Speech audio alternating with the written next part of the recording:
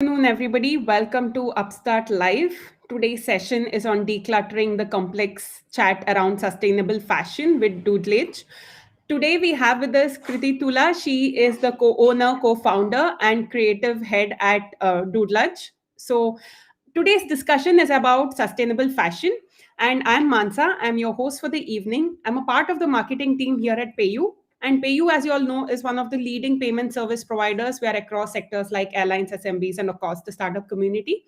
Upstart is our series where we bring in subject matter experts like Kriti here to talk about various topics. It might be generic conversations around like today's sustainable fashion or day-to-day operations for a company, maybe around marketing, sales, operations, or anything tech related, which comes under our code up live sessions. So today's session is one of our sessions where we are celebrating Indian brands. That is again Doodlage managed by Kriti. So it is under our series called Homegrown Brands of August. But since August is the month of Independence Day, that is why we decided to do it. And we had to extend it because we had so many amazing brands that we did not want to miss out on a brand like Kriti's. So we have here with her with us, and I'm handing it over to Kriti with the first question that I wanted to ask her. Kriti, thank you so much for being here with us today. It gives us immense pleasure to host a speaker like you and a company that comes from a sustainable fashion background, right? We don't see this very often, and we are glad we have somebody like you talking to us about everything related to that today. Thank you, Mansa, for inviting me for this chat. So before we go anywhere else, please tell us a little about your company, Doodlage, and what you guys do. So at Doodlage, we started around 2015. 2012 is when we registered the label, and I got a chance to do my master's in London. And I came back in 2015 to start creating clothes for Doodlage. When we started the conversation, obviously 2015, um, even online fashion or online sales weren't something that were that big a hype. So sustainable fashion wasn't really a conversation at all. We spent more time convincing people about the need for sustainable fashion than selling our clothes. The conversation was even then we started. We today are working with three main areas around sustainable fashion.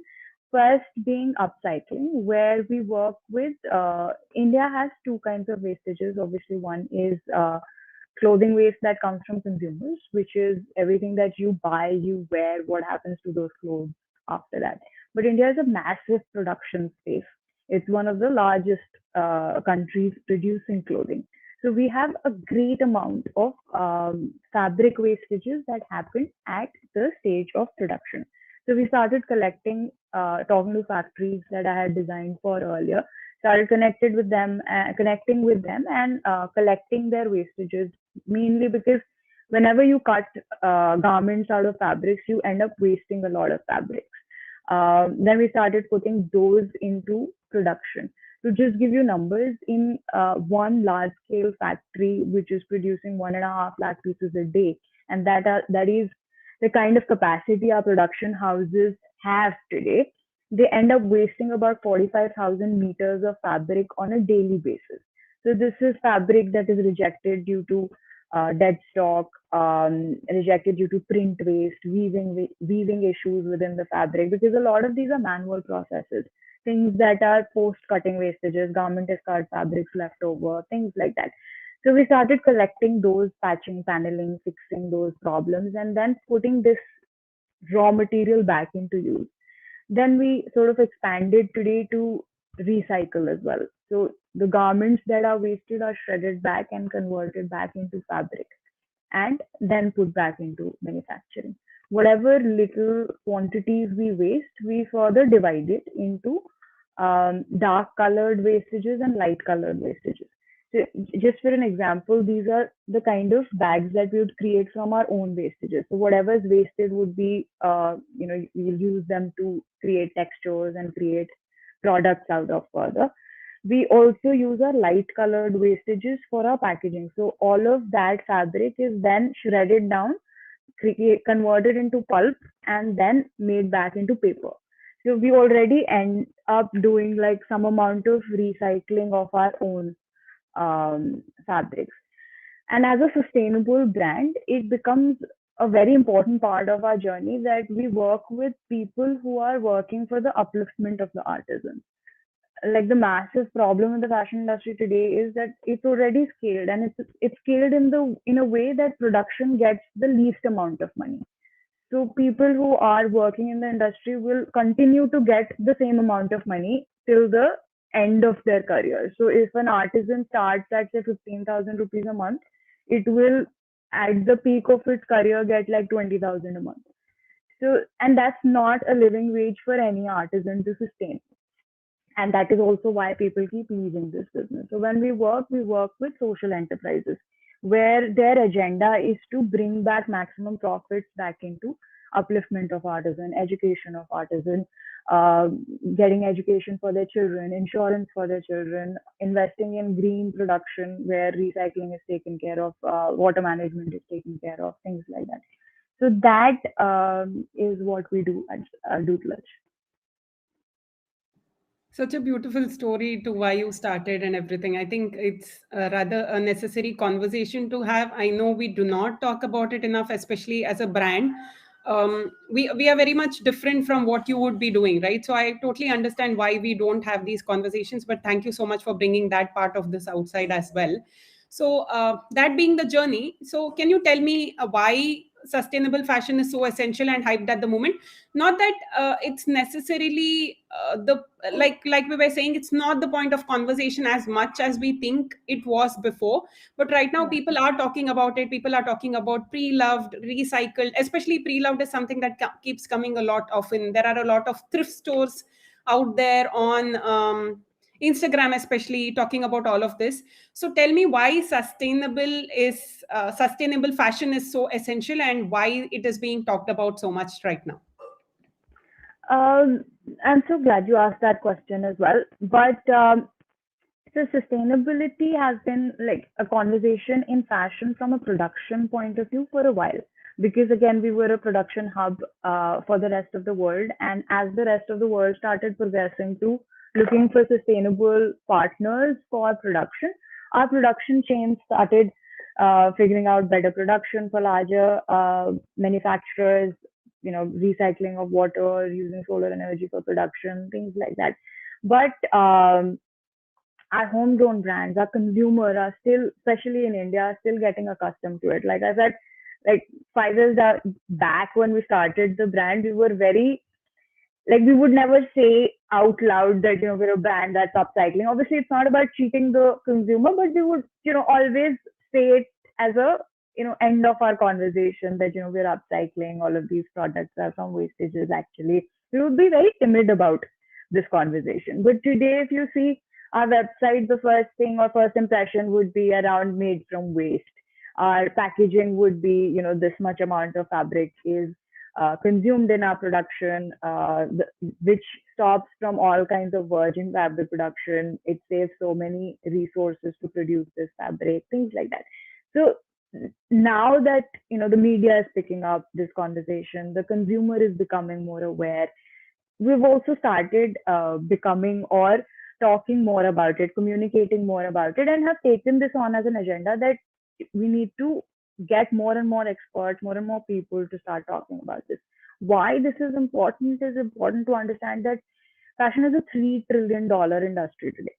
It's one of the largest employers in the world. It produces about 100 billion, more than 100 billion garments on a yearly basis.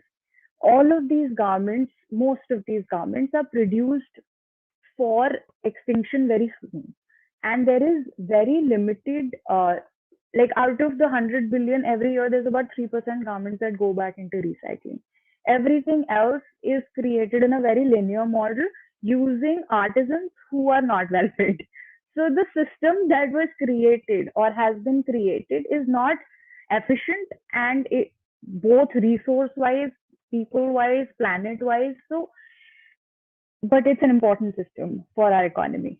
So hence the conversation is picking up. The conversation is becoming more and more important. If you see the uh, traditionally there are only five key materials that are used for fashion production: cotton, polyester or nylon, viscose, leather, wool. And all of these industries are extremely polluting industries. If you see cotton, for example, the amount of water resources, it's estimated to produce a single t-shirt around 2200 liters of water consumption. If you look at the amount of pesticides and fertilizers to that are used to produce our cotton, it still is, I think, about 11 to 12% of entire consumption of pesticide and fertilizers that are produced is in the cotton industry. So all of this obviously trickle down from cotton production to groundwater to, again, water that is consumed for our food crops, etc. as well. Then you look at polyester and nylon, those are purely produced out of crude oil. And crude oil is, again, as we all know, is an exhaustible, extremely polluting resource. And every time you make fresh polyester and nylon, it is a version of plastic and is not recyclable. So you can still convert PET bottles, for example, into polyester that is used into the fashion industry today. But polyester that is freshly produced, we don't have a solution in the fashion industry for recycling it. Leather, viscose, for example, is still made out of wood pulp, but it's using so much chemicals that all of that washes off to our water resources. So but like I said, that it's still one of the largest employers in the along the industries that are created, right from farmers to digital marketing people to fashion brands to tailors, artisans, everybody. Um, to write to PayU, for example, everybody is impacted by the sales of clothing, and which is why it becomes more and more important to start talking about alternatives like you said, pre-loved clothing. Poshmark, for example, is planning to come to India with pre-loved clothing. There are so many Insta stores that are cropping up literally every day, talking about and reselling pre-loved clothing, which is great initiatives of keeping things into the system, things that are already produced, right? And then there are obviously, besides reselling, recycling, upcycling, there are a lot of alternatives now that are looking at alternative materials. A lot of brands who are looking at alternatives to, if viscose is being produced, then how can we look at eucalyptus being used for producing viscose or bamboo being used for producing viscose, which allows us to use a byproduct of another industry instead of cutting fresh trees, breeding into deforestation, etc. Or looking at pinatex or cactus to produce leather-like material instead of a byproduct of the meat industry, where while the skin might be biodegradable, leather is not biodegradable. So, those are there are so many things to learn about this industry. When you become a part of it, it's literally impossible to ignore it. And a lot of the community today who's linked to fashion is finding out ways to change the pattern that it's existed on. And if there's more of a pull from consumer end, it helps us sort of keep doing what we're doing. Absolutely, Kriti. So nice to understand that part of this sustainable fashion industry as well. So, see, given that sustainable fashion when you started was not the big thing, and it must have been pretty hard to get together a team that believes in your thought process, right? Like I understand that as a founder that you have that thought, but it need Yeah. not be necessary that the people you want to hire have the same ideologies. So please tell us a little about your team and how it came about, how they came about to being your part of your journey. So a few things. When we started, I don't think we understood this or took this as one of the challenges that we might get. Even training artisans to think about upcycling was a challenge because they were very used to cutting and throwing, because that's how the industry functions. But as soon as you start working for upcycling or a sustainable label, every little waste becomes a raw material for the next step. So a part of our journey was one to train our artisans. We have a small sampling team in house, where and the idea of keeping a sampling team with the brand is that one, we are able to first check all the fabrics that come in, understand how to fix that fabric, understand at the sampling level as to what kind of fabric wastages would come post sampling and post production. So all of that can be converted into other products later. So at that level, it took us about 2 to 3 years to just train our sampling team, which would then help us train our other vendors to save the fabric wastages and not cut and throw. Because once you throw, it's so dirty that it cannot be really used for anything else. It goes out into garbage, then it's mixed with everything else. Cleaning it up and using it again is a massive challenge in itself. So it took us a decent amount of time to just train our artisans to start thinking about, and we introduced them to the process to be able to help them learn, which meant that they saw the whole process. They saw, okay, this wasted makes paper, this wasted makes this product. So if I am able to save this material, it becomes another product. And for vendors, it became easier because then they're able to produce something out of that wastage instead of throwing that wastage. So that was one. In terms of a team which was of designers who were inclined to do more sustainable, like participate in a sustainable brand, I think that was the easier part for us because a lot of designers coming out of fashion school today, if or if not, they understand sustainable fashion fully. They're very committed to change the way the fashion industry has, been organized or work towards sustainability within the fashion industry. And they've joined, various kinds of organizations to be a part of more sustainable fashion production. For us also, when we're hiring, we could always hire the best designer and not get any sustainable initiatives out of them. But we would more likely hire somebody who has that inclination towards sustainability and is a good designer. So I think that becomes or is an important part for our hiring process for anybody within the organization, because then that person is also representative of our organization. And besides our sampling team, we work with vendors who I'd mentioned earlier as well. So people who are producing the fabric for us, people who would take large orders and their production for us, people who would do smaller sampling production for us, would all be units that are either fair trade registered or are working for some or the other, cause. We do support some NGOs as well through our collaborations that we do. So those are parts of building the brand that we're trying to create. Absolutely. I think that's very nice to hear that people who come into this come with the thought that they want to change how a certain industry has been This is working. what, yeah. So yes, so a very straightforward question. So is India ready for sustainability? Have you seen any changes since the time you started to right now? I think I've seen the fashion industry actually being created in India.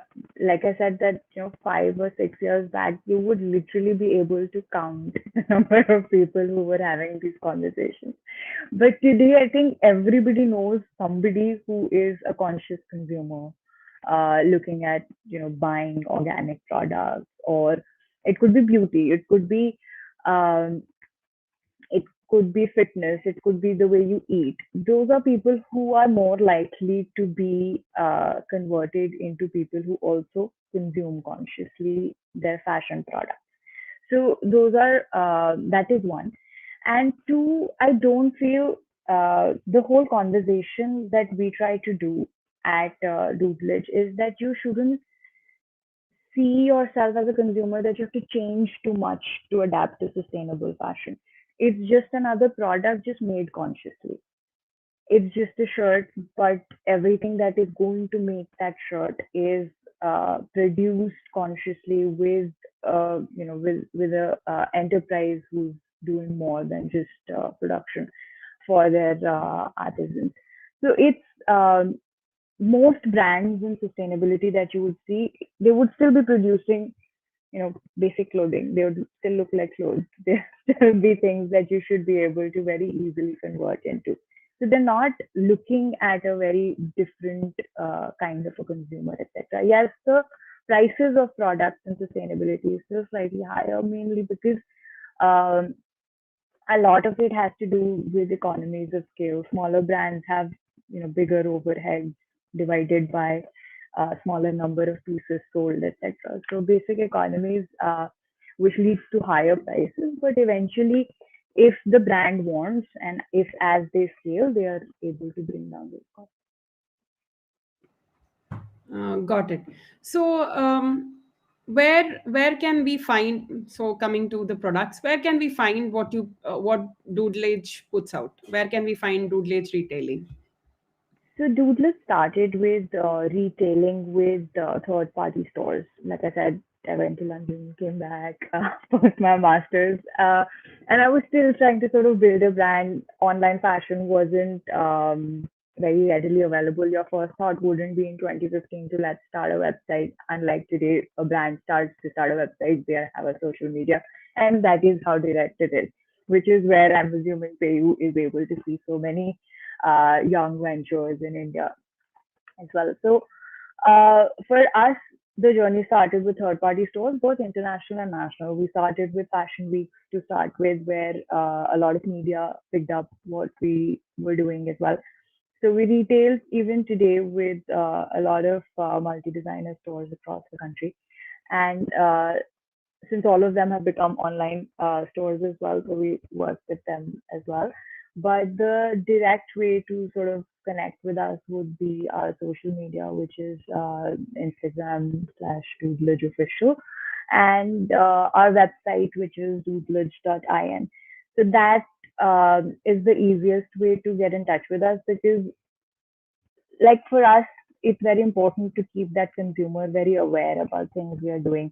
How you can come back to us at any point for alterations, for fixing your clothes, because we also aim and hope to increase the life of every garment and then connect back to us to get, give us all the clothes that you don't use, so we can put it back into some of the other kind of use as well. So again, direct way would be the easiest and the best way to connect with English. So you mean to say that what Doodlage aims at doing is sort of becoming your whole, being a part of the whole buying and saving life cycle of a garment, so that in case you want to exchange, in case you want to give back, there's always a mode of reaching out to Yeah, Doodlage, and then sort of you're going to be there from the beginning, from the buy, from when somebody comes onto your website or your Instagram and they buy, to the end. So that's yeah. what the Doodlage aims at doing. I think that is rather beautiful if you think about it. So that I think a lot of us have a lot to learn from that. So how do you grow your niche? So it, given that sustainability is still, while we say there's a lot of changes that has happened in the last 5 years, all said and done, there is still, like, it is still a niche right now. If you're considering it, it's still a niche. So how would you work on growing your niche? So when we, so it is a niche. It's still a niche mainly because of, not everybody can afford sustainable clothing. It's still associated with something which is more premium. We've always advocated things like, you need to save up for your clothes. Our clothes are available too cheap. Those are not the real cost of making clothes. Um, that is one. So we do communicate a lot of it. Instead of, buying 10 products for your monthly savings that you would invest in clothing, you end up buying two. But the idea is that you need two, you don't need 10. So that remains one of our conversation. And then we sort of, we started with a niche, and then we started talking to that niche in different cities. Then we started talking to that niche in different countries. And then when we had that kind of a stable conversation with that niche, then we started telling that because then you're also able to produce together. We started with a price range of say our average dress would be say around 8,000 when we started, and it would be between 6 to 15,000 that most of our clothing would be. Now our aim is to, and even today we've from that 8,000 come down to 4,500. As we keep scaling, we aim to sort of be able to, while working with fair trade organizations, scale in a way that we're able to make our product more and more affordable. And as we get more and more affordable, that conversion and expansion of niche becomes much uh, easier. Absolutely. So this is something I think, as a closing thought, at least on this part of the conversation that we can have. How can me and a lot of other people out there adapt a sustainable lifestyle without spending a lot of money? The point in focus being without spending a lot of money, right? Because everywhere we see now, I would.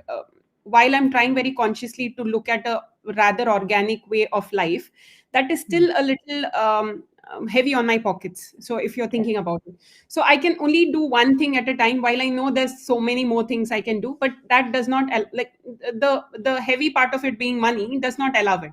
So how does Yes. one start off, right, on their journey? I think first step to understand here is that sustainability doesn't need too much money. Um, sustainability needs a lot of research though. So you need to know where you are spending that money and what you're spending that money on, especially in fashion. Fashion sustainability could be as simple as you buy, even if you're buying a brand that is available in your city, which might not be the most sustainable brand, but you're buying it and you are repairing it.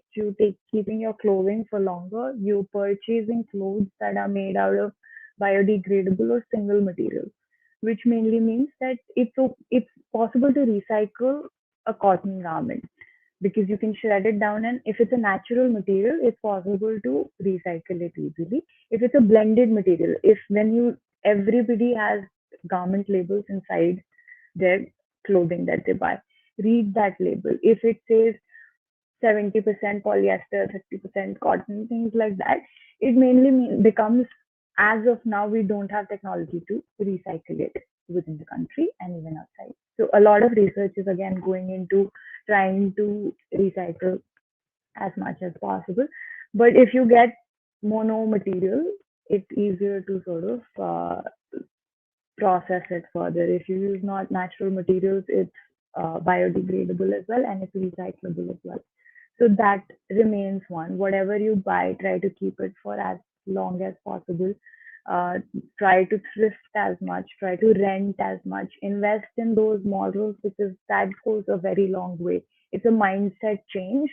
But at the same time, if you're open to those things, we're able to keep a lot of things that are produced within the system instead, and also employ enough people in the journey instead of just buying and discarding. So those are things that are very it goes very well for your pocket if it's just the pocket that you're concerned about.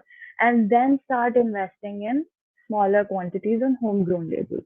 Why homegrown? Mainly because your logistical journey of a product reduces massively if you're buying things which are locally grown or locally made, because the garment's not traveled across seven oceans to reach you. So that in itself saves so much. Um, Resources.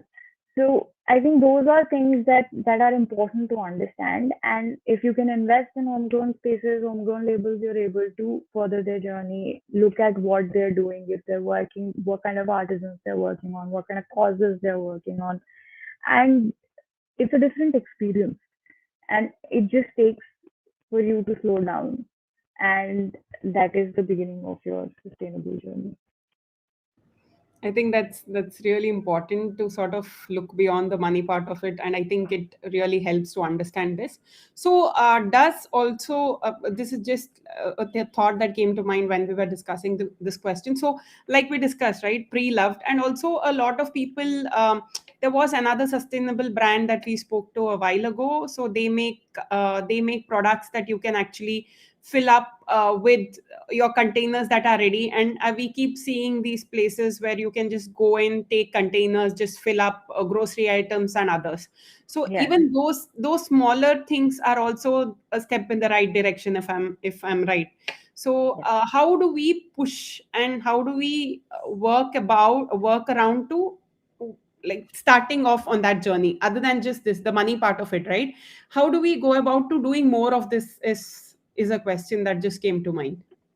So if consumer, for example, as consumers, we have a lot of power. We have been able to change the way a lot of big brands are trying to do their production or packaging, etc. And if we keep writing and fighting for that, or putting our money into places where all of these things are happening, that makes them notice a lot more.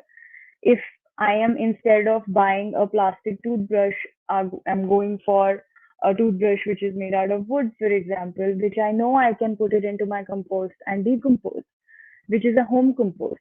So that journey goes a long way, and that means that the consumer is saying something and demanding something. So if you, and in India, a lot of these things are very easily available, and in India, a lot of these things have actually always been there, which is uh, we're not new to this. We're not new to the idea of upcycling. We're not new to the idea of converting saris into suits, for example. Exactly. That, Everybody, that just brought to mind. I still remember my mother put together a bunch of bed sheets and made a gadda of sorts for me. So that's also something that was not bed sheets, actually, old saris put together and made. So that has always been a part of our lives, right? Our grandparents or our past generations did it so effortlessly, using neem sticks exactly, as brushes, or as they are for dental hygiene instead of our toothpaste and toothbrush. So that's exactly. always been there. And that has always been. So now the problem is that over this, 10 years journey, we have started associate, because they used to do it when they didn't have enough, extra income to spend, right? So everybody was like, we had a very, like a much bigger middle class, etc. We didn't have that kind of disposable income. Now a lot of that is changing. So we have in our minds started associating all of this with, not having money or not having enough disposable income, right? So that needs to change. The fact that, it's okay to go to a local tailor to get your clothes repaired if you are, not fitting into them, is something that needs to be normalized again. We're like, the problem arises when we started moving away from all of these very natural, very basic things to do. You can still go to a kirana store and you would get loose pulses and things like that available. You can still go to your local vendors who still sell, sabzi and thela, which is not packed in like 10 layers of plastic. If you order it from anywhere else, you will literally have a styrofoam, then you'll have like a plastic layer, then you have another layer which is of net, which needs to be there for some reason. And that, that papaya is actually fine by itself. So those are things that you can still walk down for.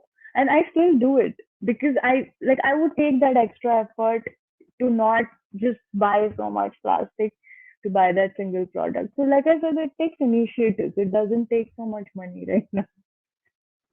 And that Absolutely. disassociation with, that it's not okay, it's something that's not like classy enough, etc. So I think if we sort of disassociate those things and see what is important for our environment around us, for the planet, because every plastic, and we all know it by now, that every plastic that you get is not decomposing, it's not going anywhere. Very limited plastic is actually recyclable.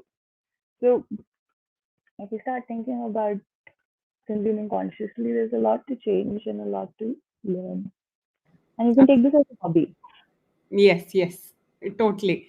So, going away from the sustainable fashion conversation, how easy or how difficult was it being an entrepreneur in any, like, just talk about entrepreneurship from your point of view? Yeah, you can talk about being a sustainable fashion entrepreneur, but how was it for you?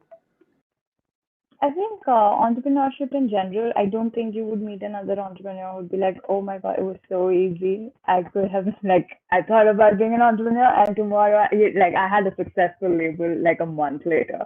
But it doesn't work like that at all. It's a very difficult journey. It has lots of ups and downs. We're still struggling for, you know, scaling.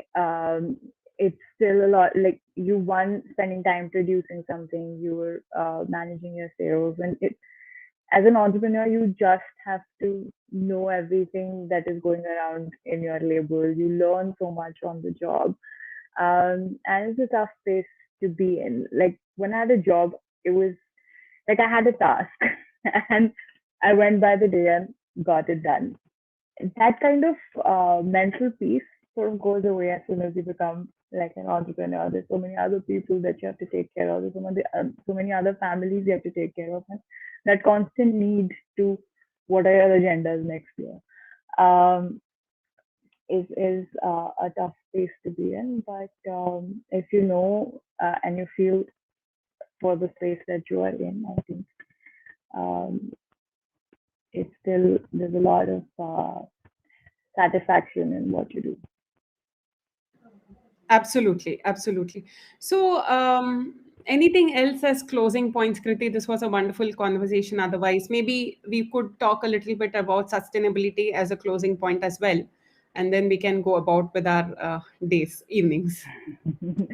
I think not too much. Just thanks for having me here and letting me share my story about how we built and scaled Doodlage, what we do at Doodlage, and I hope from this conversation more people get to know about the need for sustainability in fashion and consumers supporting sustainable fashion or sustainable lifestyle and products because every little bit that you do wherever you put your money in is what is the future of tomorrow.